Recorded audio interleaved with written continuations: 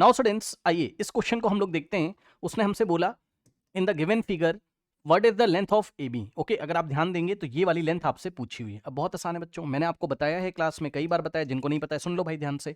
आपका अगर कभी भी राइट एंगल ट्रायंगल और एक एंगल अगर आपको 45 दिया है तो जितना परपेंडिकुलर होता है उतना ही आपका बेस होता है।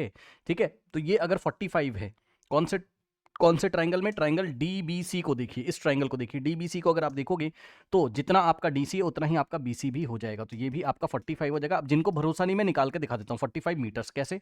इस ट्रायंगल में आप ट्रायंगल डीबीसी में tan 45 लगाइए, तो tan 45 डीबीसी में लगा रहे हैं तो क्या होता है, परपेंडिकुलर अपॉन में बेस, परपेंडिकुलर 45 बेस हो गया आपका बीसी, बीसी की लेंथ निकाल लीजिए। ठीक है, परपेंडिकुलर 45 मीटर बेस हो गया हमारे पास बीसी, और 45 tan 45 कितना होता है 1, तो ये हो गया 1 is equals to 45 by BC, और BC into 1 is equals to BC is equals to 45 meters हमारे पास आ जाएगा।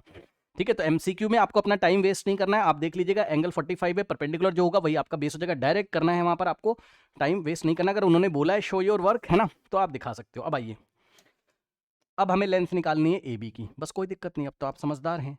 इस बड़े वाले ट्रायंगल में बच्चों, यानी कि ट्रायंगल डी सी ए में आप लगा दीजिए tan 30। तो यस, देखिए हम थोड़ी देर के लिए इस ए बी को एक्स अज्यूम कर लेते हैं, ठीक है ना। तो जो बड़ा वाला ट्रायंगल है डी सी ए, तो इन ट्रायंगल डी सी ए में अगर आप जाएंगे तो tan 30 is equals to perpendicular upon में बेस, परपेंडिकुलर कितना है 45 है हमारे पास, ठीक है ना, और बेस आपको दिखाई पड़ रहा होगा यहाँ पर x प्लस 45, तो x प्लस 45। ठीक, अब देखिए tan 30 होता है 1/√3 is equals to 45 divided by x plus 45, cross multiplication आप करोगे, x plus 45 into 1 is x plus 45 is equals to 45 into √3, 45 into में √3, ये वाले 45 को उधर भेज दीजिए, तो x की जो वैल्यू आएगी वो आएगी 45 √3, और ये 45 उधर जाएगा तो माइनस। ठीक है, और अब आप 45 यहाँ से कॉमन ले लीजिए, तो अगर आप 45 यहाँ से कॉमन लेंगे तो in the bracket you will get √3 और यहाँ -1, √3 -1, तो आप देखेंगे so option C is the correct answer. आइए बढ़ते हम लोग नेक्स्ट क्वेश्चन की तरफ। नाउ स्टूडेंट्स इस क्वेश्चन को देखिए, कह रहा है if the length of the ladder place against a wall is twice the distance between the foot of the ladder and wall, मतलब आराम से समझिए, ये आपका ग्राउंड है, ठीक, और येलो कलर से मैंने वॉल दिखाया है, ये जो येलो कलर से दिखाया है मैंने वॉल दिखाया हुआ है, येलो कलर से क्या दिखाया मैंने, वॉल, दीवार है ये आपकी। ठीक, अब दीवार के अगेंस्ट हमने एक लेडर रखा हुआ है, पिंक कलर से मैंने लेडर दिखाया है, ये सीढ़ी रखी हुई है ना इस तरीके से। ठीक, तो पिंक कलर से मैंने क्या दिखाया है, लेडर दिखाया हुआ है। अब उसने हमसे क्या बोला है, देखिए आप लोग को पता है कि ये एंगल तो आपका 90 होगा, ये लेडर है, ये आपकी वॉल है। उसने बोला if the length of the ladder place against a wall is twice the distance between the foot of the ladder, तो ये देखिए ये वाला पॉइंट क्या है, सॉरी ये वाला पॉइंट क्या भाई, ये लेडर ऐसे रखी है आपने, तो ये लेडर का टॉप यहां पर है और लेडर का फुट यहां पर है, ठीक है ना। तो ये वाला पॉइंट क्या है, foot of the ladder, foot of the ladder, ठीक है। एंड अगर आप देखेंगे foot of the ladder and foot of the wall क्या है, ये आपका भाई ये टॉप ऑफ द वॉल है येलो कलर का, और ये आपका फुट ऑफ द वॉल है, फुट ऑफ द वॉल। अब उसने हमसे क्या बोला है, length of the ladder place against a wall, मतलब ये जो इसकी लेडर की लेंथ है ये ट्वाइस है, किसके ट्वाइस है, ट्वाइस का मतलब 2 टाइम्स है, किसके 2 टाइम्स है, the distance between the foot of the ladder, foot of the ladder and foot of the wall. तो फुट ऑफ द वॉल और फुट ऑफ द लेडर के बीच का डिस्टेंस अगर x है तो जो लेडर होगी वो x का डबल हो जाएगा, यानी कि 2x लेंथ का हो जाएगा। लेडर का लेंथ कितना है, 2x है। अब आपसे उसने पूछा है the angle made by the ladder with the horizontal, ये एंगल आपसे पूछा हुआ है थीटा, ठीक, तो लगा दीजिए इस ट्राइंगल में, बस खत्म। tan theta is equals to, ये लीजिए, अच्छा tan थीटा तो लगेगा नहीं, हाँ cos थीटा लगा दीजिए, बेस अपॉन हाइपो, क्योंकि बेस हमें पता है, हाइपो पता है, ये रहा बेस ये रहा हाइपो। तो अगर आप लगाएंगे cos थीटा तो बेस कितना हो गया हमारे पास x, और 90 के सामने वाला साइड है हमारे पास 2x हाइपो, है ना, बेस अपॉन में हाइपो, ये क्या लगा है, बेस अपॉन में हाइपो, ये गया, और cos theta is equals to 1/2। अब cos theta is equals to 1/2 है, तो आपको पता है भाई ये थीटा कितना होना पड़ेगा 60, क्यों भाई, जितना sin 30 होता है उतना ही तो cos 60 होता है, तो थीटा हमारे पास 60 डिग्री आ जाएगा, cos 60 1/2 होता है, तो option A is the correct answer. अब आइए बढ़ते हम लोग नेक्स्ट क्वेश्चन की तरफ। नाउ स्टूडेंट्स इस क्वेश्चन को देखिए, उसने हमसे बोला है read the following and answer any 4 question from 1 to 5। ठीक है, एनी 4 उसने बोला है। ठीक है, हम लोग सारे के सारे यहाँ पे सॉल्व करेंगे। देखिए बच्चों, उसने बोला है, अब ये एनसीईआरटी से इंस्पायर्ड क्वेश्चन है आपका।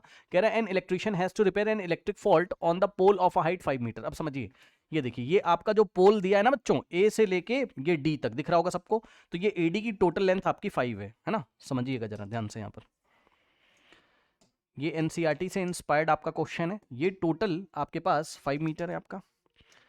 ठीक है, ये देखिए, ये टोटल आपके पास कितना है, ये टोटल आपका 5 मीटर है पोल का लेंथ, है ना। मैं लिख देता हूं आपके सामने यहाँ पर, ए से लेके डी तक, एडी आपका पोल है, एडी आपका क्या है, पोल है, और एडी की जो लेंथ है, एडी की जो लेंथ है वो है हमारी 5 मीटर्स। ठीक, अब आगे देखते हैं। उसने कहा he needs to reach a point 1, अब ध्यान दीजिएगा जरा, he needs to reach a point 1.3 meter below the top of the pole, undertake the repair work. मतलब समझिए, ये देखिए क्या बोल रहा है, he reach to a point 1.3 meter below the top of the pole. तो ये रहा आपका टॉप ऑफ द पोल, ये वाला ए पॉइंट क्या है आपका, टॉप ऑफ द पोल है। तो टॉप ऑफ द पोल से बिलो का मतलब नीचे जाइए। ठीक, तो टॉप ऑफ द पोल से हमें नीचे आना है उतर के। ठीक है, तो यहां से हम नीचे उतर के आएंगे कहां पर, ए ये वाले पॉइंट पे हम आएंगे। ठीक है, ये वाले पॉइंट पे, बी पॉइंट पे हम आएंगे। तो आप कितना नीचे उतर के आ रहे हो, 1.3 मीटर बिलो, है ना। मतलब समझिए, ये देखिए, ये हमारे पास हो गया, ये हमारे पास हो गया 1.3 मीटर्स, ये वाला लेंथ, मतलब ए से बी तक। ठीक, तो हमने एक लेडर लगाया अगेंस्ट द पोल। ठीक है, अब आइए, उन्होंने कुछ ना कुछ क्वेश्चन हमसे पूछे होंगे, तो वो क्वेश्चन हम आपको यहाँ पर पढ़ देते हैं और सॉल्व करके दिखाते हैं। आइए, क्वेश्चन नंबर 1 उसने हमसे क्या बोला, यहाँ पे आप क्वेश्चन देख सकते हैं। देखिए क्वेश्चन नंबर 1 में आपके पास क्वेश्चन होगा, जो बच्चे देख रहे होंगे।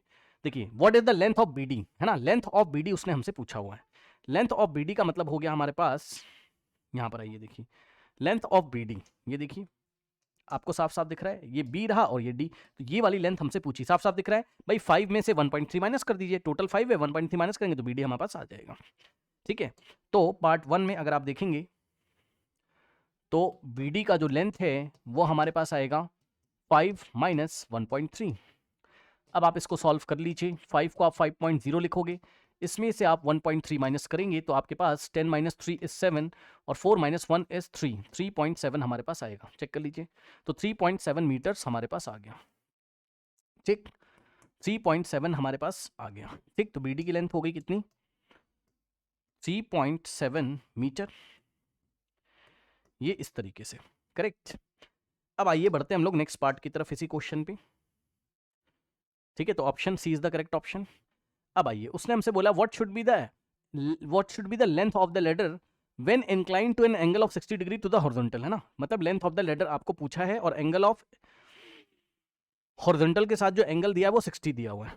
तो ये देखिए, ये एंगल आपको कितना दिया हुआ है, 60 दिया है, और लेंथ ऑफ द लेडर आपसे ये वाला पूछा है, यानी कि बी से सी की लेंथ आपसे पूछी हुई है, बीसी आपसे पूछा हुआ है। तो कौन सा ट्रायंगल हम पकड़ेंगे, ट्रायंगल बी सी और डी, ये वाला ट्रायंगल हम लोग लेंगे। ये 90 हमारे पास।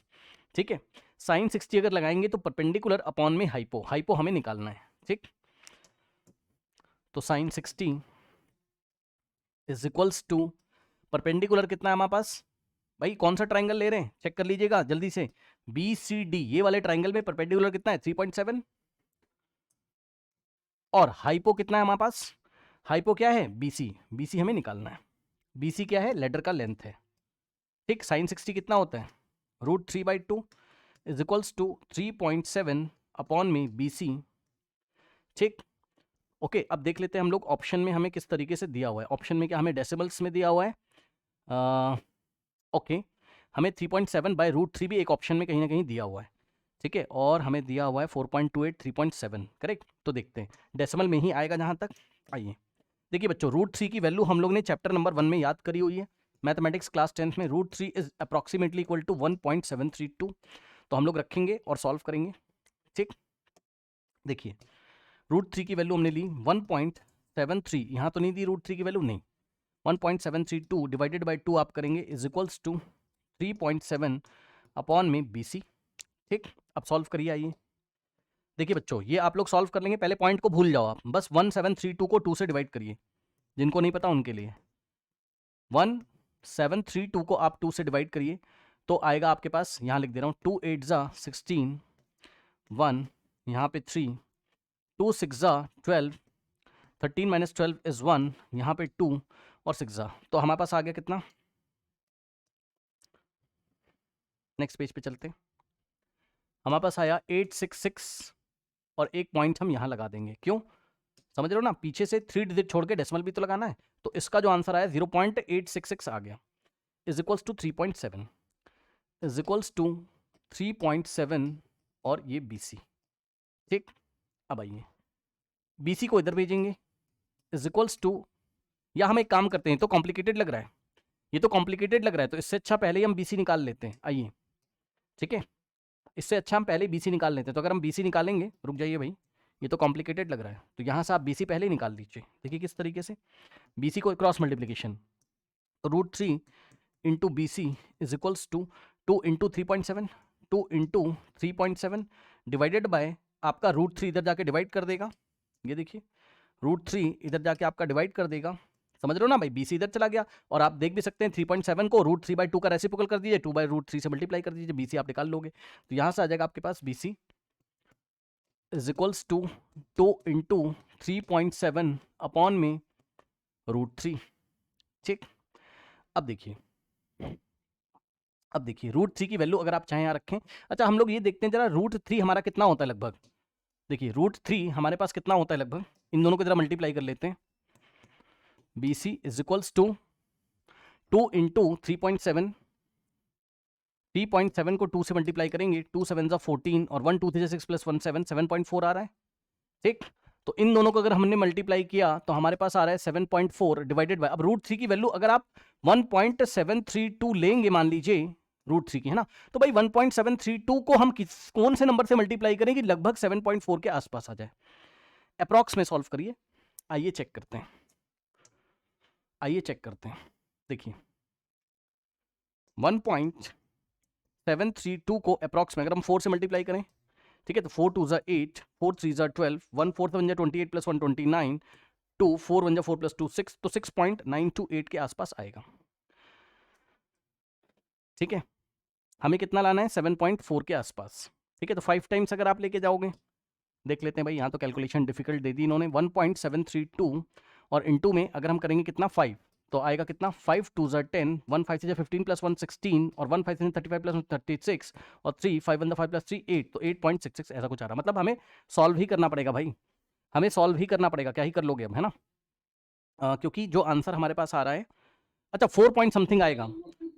सुनिए पूरा भी सॉल्व नहीं करना है हमें, हमें तो आंसर मैच करना है ना। देखिए ऑप्शन हमें क्या क्या देके रखे, देखो अंदाजा मिल तो गया, देखो 5 टाइम्स आप ले नहीं जा सकते हो क्योंकि 8.660 आ जाएगा, है ना, समझ लो, तो आपका 4 टाइम्स ही तो जाएगा, तो 4 पॉइंट समथिंग आंसर आ रहा होगा। 4 पॉइंट समथिंग अगर आपको ऑप्शन में कहीं मिल रहा है so it will be correct, है ना भाई, हमें तो बस ऑप्शन टिक करने हैं ना। ये देखिए 4 पॉइंट समथिंग, तो 4.28 is the correct answer, 4.28 option A is the correct answer.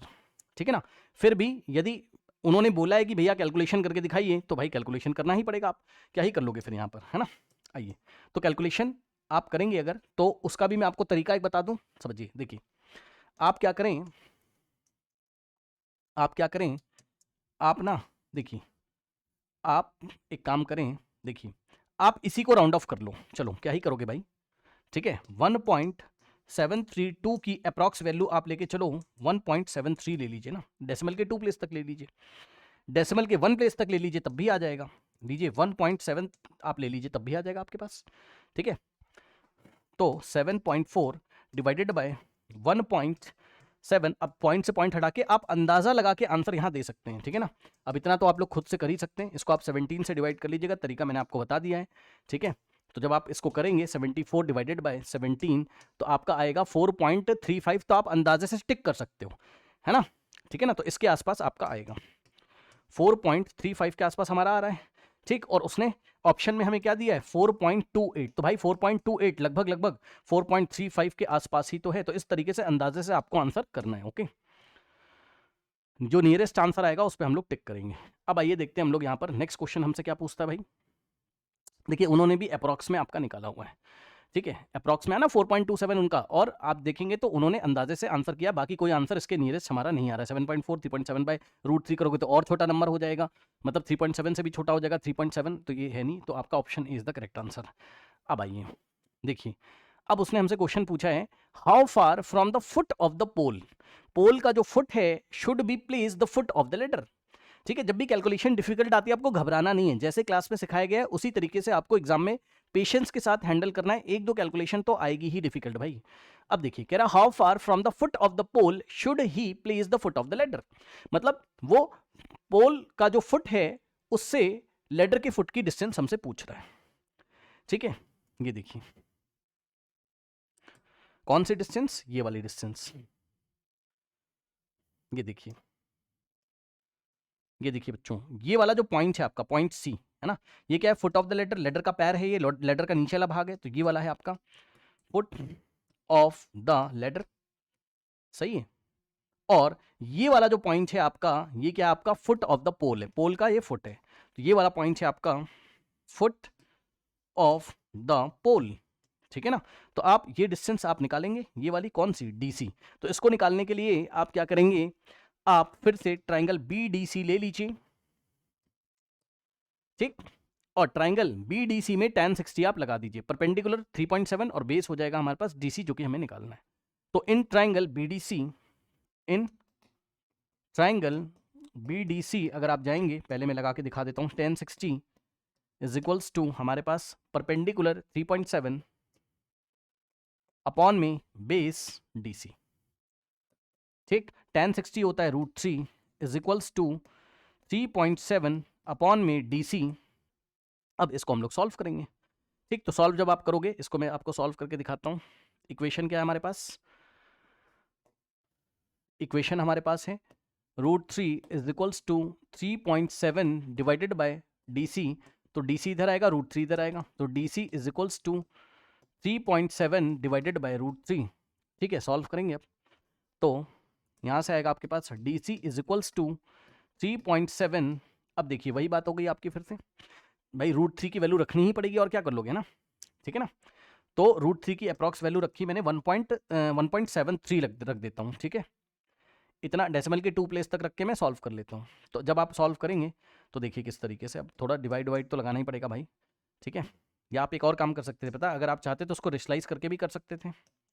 देखिए कैसे, 3.7 अपॉन में √3, तो √3 से न्यूमरेटर में और √3 से आप डिनोमिनेटर में मल्टीप्लाई कर देते, तो इससे क्या होता आपका 3.7 और इनटू में, इससे बिल्कुल सही सही आंसर आ जाता। कैसे, 3.7 और ये वाले √3 की वैल्यू आप चाहें तो डेसिमल के 3 प्लेस तक रख दीजिए, 1.732। भाई कैलकुलेशन थोड़ा डिफिकल्ट दे दिया इसने, √3 इंटू √3 इज 3, आप सॉल्व कर लीजिए। ठीक है, अब इसको आप सॉल्व कर लीजिए। तो सॉल्व करने के लिए आप अगर जाते हैं तो 1.732 इंटू 3.7 हम लोग पहले करते हैं यहाँ पर, ये देखिए 1.732 को हम लोग मल्टीप्लाई कर लेते पहले 3.7 से, 3.7 से हम लोग करते तो हमारे पास आता 7 2 ज़ा 14, 1 7 3 ज़ा 21 प्लस 1 22, और 2 7 7 ज़ा 49, 49 प्लस 2 51, और 5 7 1 ज़ा 7 प्लस 5 12, और इनटू नाउ 3 2 ज़ा 6, 3 3 ज़ा 9, 3 7 ज़ा 21, और 2 3 1 ज़ा 3 प्लस 2 5, और 4 6 प्लस 2 8, 9 प्लस 1 10, 1 जाएगा यहाँ पर 4, और 5 प्लस 1 6, पीछे से 3 एंड 4 डिजिट छोड़ के डेसिमल हम लोग लगाते हैं यहाँ पर, पीछे से 4 डिजिट छोड़ के हम लोग डेसिमल लगाते हैं 6.40। अब ऐसा कुछ आ रहा है आपके पास, ये देखिए इसको मल्टीप्लीकेशन करने पर हमारे पास आ रहा है 6.4084, और डिवाइडेड बाय कितना हमारे पास 3, तो अंदाजे से आंसर निकालिए। इसको आप डेसिमल के 2 प्लेस तक लिखिए बस, तो आप लिखोगे इसको राउंड ऑफ करके 6.4। अब देखो हम यहां से राउंड ऑफ कर रहे हैं, 8 को हटाओगे तो 8 5 से बड़ा है, तो उसके आगे 1 ऐड करेंगे तो 6.41 के आसपास आएगा, अपॉन में 3। अब इसको डिवाइड कर लीजिए, आइए 6.41 अपॉन में 3 अगर आप करेंगे तो यहां से पॉइंट हटाइए, नीचे एक 100 आएगा, और यहां से होगा 641 डिवाइडेड बाय 3 और इनटू में 100, तो इसको आप एक साथ, यस, इसको एक साथ सॉल्व कर लें और जो आ जाए उसको 100 से डिवाइड कर दें, तो 641 डिवाइडेड बाय 3 आप करिए तो 3 2 ज़ा आपका कितना होता है 6, और ऐसे क्वेश्चंस में ना आपको अंदाजे से ही निकाल के आपको ऑप्शन में टिक करना है। ओके, आपको घबराना नहीं है, अपने आप मैच करेगा। 4 - 3 इज 1 और यहाँ 1 और 3 3 9, 11 - 9 इज 2 और पॉइंट लगाएंगे तो 0 आप बढ़ाएंगे यहाँ पर 3 6 इतना काफ़ी, छोड़ दो भाई, है ना। तो कितना आ रहा है हमारे पास 213.6 और नीचे 100 भी तो बैठा हुआ है, ठीक है। अब 100 की हेल्प से पॉइंट यहाँ आएगा हमारे पास, तो ये आएगा लगभग 2.13, है ना। 6 राउंड ऑफ करोगे आप, यहाँ से अगर राउंड ऑफ करें 3 5 से छोटा है तो इसके आगे हम कुछ भी नहीं करेंगे। अप्रॉक्सीमेटली इक्वल टू 2.13 या 1 मीटर के हमारे पास, या 2.14 भी हो सकता है अगर 6 को राउंड ऑफ करते तो यहाँ 4 हो जाता है, ठीक है ना। तो 2.1 मीटर हमारे पास आ रहा है। चेक कर लीजिए भाई, क्या कोई ऑप्शन है? Yes, option B is the correct answer. देख लीजिए 2.14, देखा, बताया था मैंने आपको कि भाई अप्रॉक्सीमेटली अगर आप राउंड ऑफ करेंगे, ये देखिए डेसिमल के 2 इसने 3 प्लेस तक निकाला और 2 प्लेस तक राउंड ऑफ कर दिया। इन्होंने 6 को राउंड ऑफ किया है, आप भी कर सकते हो भाई ऑप्शन को करेक्ट मैच करने के लिए। तो 6 आपका 5 से बड़ा है तो इसके आगे 1 ऐड करेंगे तो आएगा कितना 2.14 मीटर, है ना। तो इस तरीके से आइए बढ़ते हैं हम लोग इसके नेक्स्ट पार्ट पे, ठीक है ना। सो अगर आप इसका नेक्स्ट पार्ट देखेंगे तो आपको घबराना नहीं है एग्जाम में। देखिए अब उसने हमसे क्या बोला है, कह रहा है कि if the horizontal angle is change to 30 degree then what should be the length of the letter, ठीक है। इफ द हॉरिजॉन्टल, अब देखो जरा ये भाई, अब देखिए बच्चे समझेंगे इसको, ये थोड़ा अच्छा क्वेश्चन है बच्चों, सुनिए उसने क्या बोला, कह रहा if the horizontal angle is change to 30 degree, है ना। If the horizontal angle is change to 30 degree then what should be the length of the letter, है ना। समझिए जरा क्या चल रहा है सर ये। आइए अगर हॉरिजॉन्टल एंगल को हम 30 डिग्री कर दें, अगर हम हॉरिजॉन्टल एंगल को कितना कर दें 30 डिग्री, समझिएगा जरा। देखिए हाँ, देखिए उसने हमसे बोला है कि, ध्यान सुनिएगा मेरी बात को, इसको फील करना है आपको। आपको एंगल अगर 30 डिग्री करना है तो आपको लेडर की लेंथ बतानी है, लेंथ ऑफ लेडर। अब इसको फील करना है, सर क्या फील करना है, तभी सवाल होगा फील सर कैसे करें, आइए करवाते हैं भाई। ये बताइए भाई, ये बताओ जरा कि आपका यहां पर भाई जहां पे फॉल्ट है वो तो है, ये बोलो हाँ भाई, जहां पे आपका फॉल्ट है वो तो फॉल्ट अपनी जगह पर है, रिपेयर तो उसे करना है ना आपकी। भाई आपने अगर एंगल ऑफ एलिवेशन यहां पर, मतलब ये जो एंगल है अगर आपने इसको चेंज कर दिया, सीढ़ी रखने का तरीका अगर आपने चेंज कर दिया, ठीक है, तो उससे आपका ये फॉल्ट वाला पॉइंट थोड़ी ना चेंज हो जाएगा, फॉल्ट वाला पॉइंट यही वही है ना। अब आप खुद सोचिए जरा कि अगर आपको इसी पॉइंट पे पहुंचना है तो, और एंगल को छोटा करना है, तो एंगल को छोटा करना होगा तो सीढ़ी को गिराओगे इस तरीके से। भाई अगर हम थोड़ी देर के लिए न्यू सीढ़ी नहीं ला रहे, रुक जाइए, यही सीढ़ी है, अगर हम इसको ऐसे गिरा दें, कौन कौन सोच पाया जल्दी से बताना जरा। अगर हम इसी सीढ़ी को लो, अभी रुक जाओ, इसी लेटर को लो, अगर हम इसको ऐसे गिरा देंगे तभी तो एंगल कितना हो जाएगा आपका 30। बताइए किसके मन में आया, अभी न्यू सीढ़ी मत लाइए, रुक जाइए। अगर हम इसको ऐसे गिरा दें तो आपकी सीढ़ी की लेंथ तो वही रहेगी जो कि इसमें दिख नहीं रहा, लेकिन भैया एंगल तो छोटा हो जाएगा ना, तो हमारी ये सीढ़ी नहीं काम करेगी। अगर आपको 30 डिग्री लेके आना है तो ये सीढ़ी हमारी नहीं काम करेगी। सर कौन सी लेडर काम करेगी, तो सर एक ऐसी लेडर काम करेगी, मन ही मन में लाइएगा, ये आपका बेस है, ठीक है। आपको इसी पॉइंट पर अगर पहुंचना है तो आपको एक लंबी सीढ़ी रखनी पड़ेगी, बोलिए हाँ, ये इस तरीके से, तभी तो भाई आप दूर जाओगे, क्लास में पढ़ाया है तो एंगल आपका छोटा हो जाएगा ना भाई, दिमाग लगाइए। हाँ, पास आओगे तो एंगल ऑफ एलिवेशन आपका बड़ा होता था, क्लास में पढ़ाया था 60, दूर जाओगे तो एंगल ऑफ एलिवेशन आपका क्या होता था यहाँ पर, छोटा हो जाता था। तो ये एंगल ऑफ एलिवेशन आपका अब 30, लेकिन आपकी सीढ़ी बड़ी हो जाएगी। तो अब जो न्यू लेडर है वो पॉइंट बी तो फिक्स है, और यहाँ पे ये पॉइंट ई पे आ गया, हाँ। बीई का लेंथ आपको निकालना है, ठीक है। आपको क्या निकालना है इस बार, बीई का लेंथ आपको निकालना है। यस बताइए भाई, देखिए इसको आपको फील करना है, नहीं तो आप एग्जाम में घबरा जाएंगे। मैं क्या कह रहा हूं, आइए देखिए, जो बच्चा नहीं फील कर पा रहा है आप न्यू पेज पे आ जाओ भाई, रुक जाओ, बहुत इंपॉर्टेंट, वेरी गुड क्वेश्चन। आइए इधर आइए, आइए देखिए, ये इस तरीके से हमारे पास ये हमारा ग्राउंड है, ग्राउंड तो बहुत लंबा है हमारे पास, ठीक है।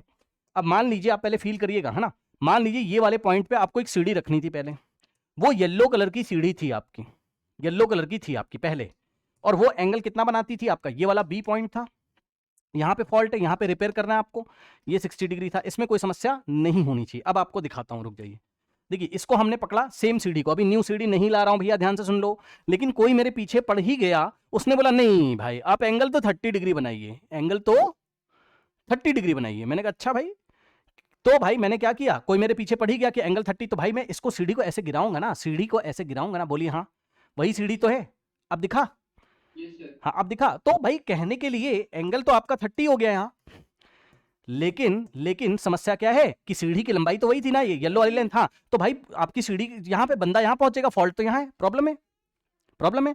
तो आप न्यू लेडर खरीद के लेके आओगे, आप क्या करोगे, आप एक न्यू लेडर आप एक खरीद के लेके आओगे। तो जब आप न्यू लेडर लेके आओगे ना, तो न्यू लेडर पुराने वाले से लंबा होगा, तभी तो आपके इस पॉइंट को पहुंचने के लिए अब आपका जो फुट आएगा वो कहीं दूर आएगा, ये ऐसे। आप समझे, अब फील आया, बताइए। ये न्यू लेडर है आपका, ये देखिए, ये बीई आपका न्यू लेडर है, आया। अब जाके एंगल आपका 30 भी बन जाएगा, और लेडर अगर लंबा है पुराने वाले येलो वाले से, तो ये बी तक पहुंच भी जाएगा। बताइए, ठीक है, ये आपका फील है यहाँ पर।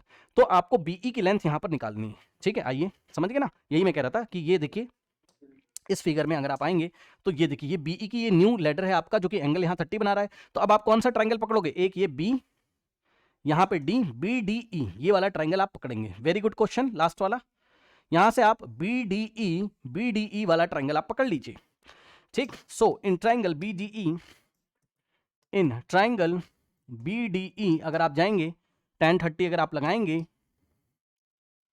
Is equals to perpendicular upon base. तो भाई देखिए, परपेंडिकुलर तो आपका बीडी अभी भी रहेगा, मतलब फॉल्ट तो वही है ना, ग्राउंड से 3.7 मीटर ऊपर है आपका फॉल्ट, तो परपेंडिकुलर तो 3.7 हमारा अभी भी है ना। अच्छा, क्या हम tan लगाएंगे, नहीं, हमें तो हाइपो चाहिए ना इस बार, तो कोई और फंक्शन लगाइए। ये देखिए, आपको 90 के सामने वाला हाइपो चाहिए ना, तो आप क्या लगा दीजिए इसमें, आप लगाइए साइन, ठीक, साइन 30 क्या होता है, परपेंडिकुलर अपॉन हाइपो। तो परपेंडिकुलर तो हमारा 3.7 ही रहेगा ना हमारे पास, और अपॉन में हाइपो हमें निकालना है। भाई हाइपो हमारा क्या है, बीई है, ये हमें निकालना है, ठीक है ना। ओके, बीई हमें निकालना है, तो sine 30 1/2 is equals to 3.7 upon में बीई, ठीक। क्रॉस मल्टीप्लीकेशन आप करोगे तो बीई इंटू 1 इज बीई, और is equals to 2 into 3.7, 2 into 3.7, तो यहां से आएगा हमारे पास 2 7 14, 1 जाएगा, 2 6 प्लस 1 7, 7.4 मीटर। ओके, तो देख लेते हैं क्या हमें कोई ऑप्शन दिया हुआ है। न्यू जो सीढ़ी है वो पुरानी वाली से लंबी होगी पक्का, अपने आंसर में भी चेक कर लीजिएगा। लेडर की लेंथ पहले कुछ और थी, अब 7.4 आ रही है, ठीक है। पहले लेडर की लेंथ कितनी थी हमारे पास, पहले जो थी, कौन से क्वेश्चन में था वो, यस ये वाले में, पहले 4.28 मीटर आ रही थी हमारे पास, है ना। अब कितना आ रहा है, 7 अब कितना आ रहा है लेडर का लेंथ, ये देखिए 7.4। तो आपको लंबा लेडर लेना पड़ेगा इस बार, है ना। अब देखिए, उसने बोला what is the value of angle B, ठीक है, what is the value of angle B. तो आइए जरा ध्यान से यहाँ पर, what is the value of angle B, ये तो बच्चों वाला सवाल पूछ लिया भैया उसने, है ना। आइए, ये तो उसने बच्चों वाला सवाल पूछ लिया, है ना।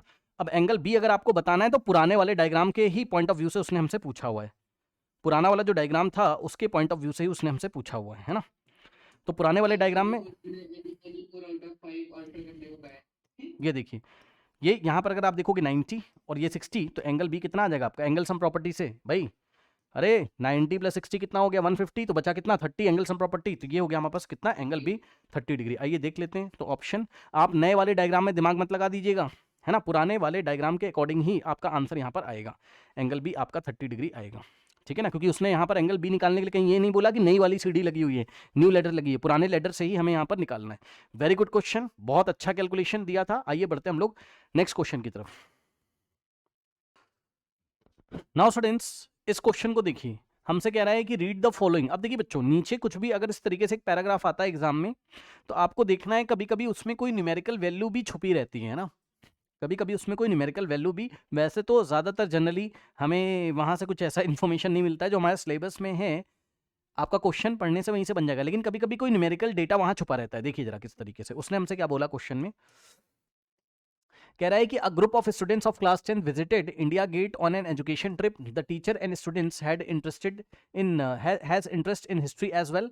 The teacher narrated that India Gate, officially named Delhi Memorial, originally called All India War Memorial Monumental Sandstone Arch in New Delhi, dedicated to the troops of British India. ये सब चीजें आप पढ़ लीजिएगा. आप देखिए इन्होंने क्या बोला है लास्ट में जाकर, teacher also said that India Gate which is located at the eastern end of the Rajpath formerly called Kingsway is अब अबाउट 138 फीट. अब ये देखिए खास बात है यहाँ पर, ठीक है, इसकी हाइट हमें दी हुई है, करेक्ट. जो भी हमारे पास यहाँ पर मॉन्यूमेंट है उसकी हाइट हमें दी हुई है 42 मीटर यहाँ लिखा हुआ. देखिए फीट में भी दी हुई है और हमें मीटर्स में भी दिया हुआ है यहाँ पर, ठीक है. तो मीटर वाला क्योंकि हमें पता है हम एमके सिस्टम पढ़ते हैं, एसआई सिस्टम हम पढ़ते हैं, उसमें लेंथ का यूनिट क्या होता है मीटर, तो हम मीटर वाला लेके चलेंगे.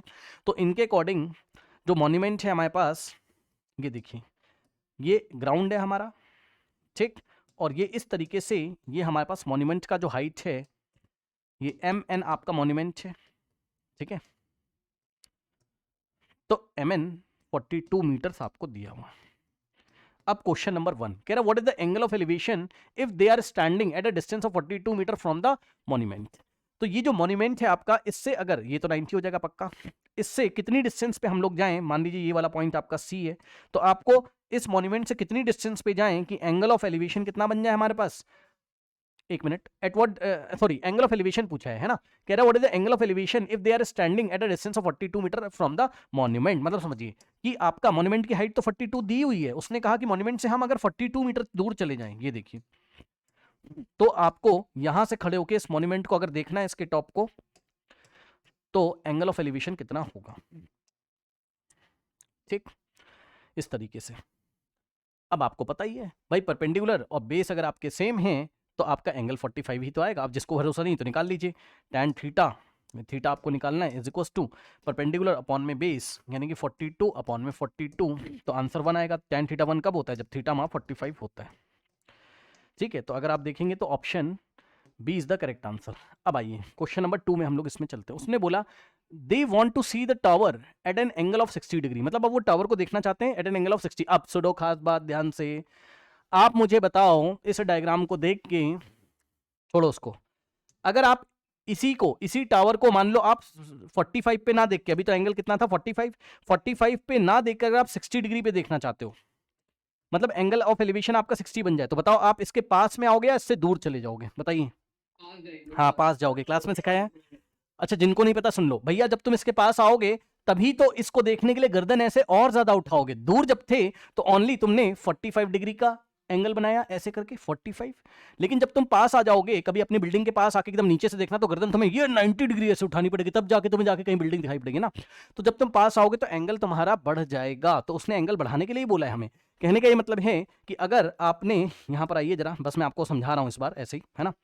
देखिए यहाँ पर अगर आपको कितना चाहिए एंगल, आपको यहां खड़े होना पड़ेगा कहीं, ये देखिए आपको ये वाले पॉइंट पे, ई पॉइंट पे खड़ा होना पड़ेगा, तब जाके एंगल ऑफ एलिवेशन आपका कितना बनेगा 60। तो आपको कौन सा डिस्टेंस पूछा है, ये वाला डिस्टेंस पार्ट 2 में पूछा है, एन से लेके ई तक हमें बताना है, ठीक है। आप पास में आ जाओगे इसके, तो एन ई पार्ट 2 में आपको बताना है।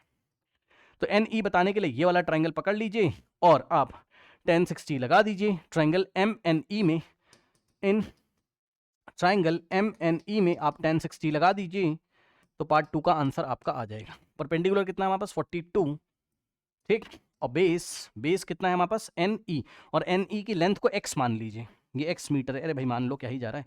तो परपेंडिकुलर अपॉन में बेस, तो बेस कितना है x, और tan 60 कितना होता है √3 इज इक्वल्स टू 42 अपॉन में x इधर आएगा और √3 इधर आएगा, तो x क्रॉस मल्टीप्लीकेशन, ये इधर, तो 42 अपॉन में √3। अब देख लेते हैं भाई इतना ही आ रहा है क्या, x ही आपका किसकी वैल्यू है, रिक्वायर्ड वैल्यू है ये एन ई, है ना।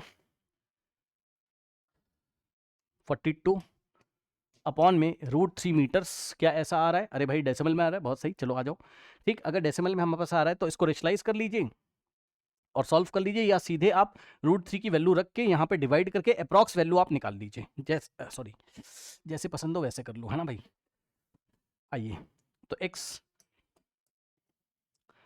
x is equals to 42 direct कर ले रहा हूँ, है ना। √3 की वैल्यू में अप्रॉक्स रख रहा हूँ कितनी, चैप्टर नंबर 1 में मुझे याद कराया गया, तो कट जाएगा, हाँ वो भी होता है, कई सारे क्वेश्चंस में हमने किया हुआ है। लीजिए रेशनलाइज कर लीजिए, ये देखिए √3 से ऊपर, यही तो बोला था मैंने पहले भी अभी, तो आप देखोगे तो 40, क्योंकि ये 3 का मल्टीपल है आपका, है ना, तो वैसे कर लीजिए।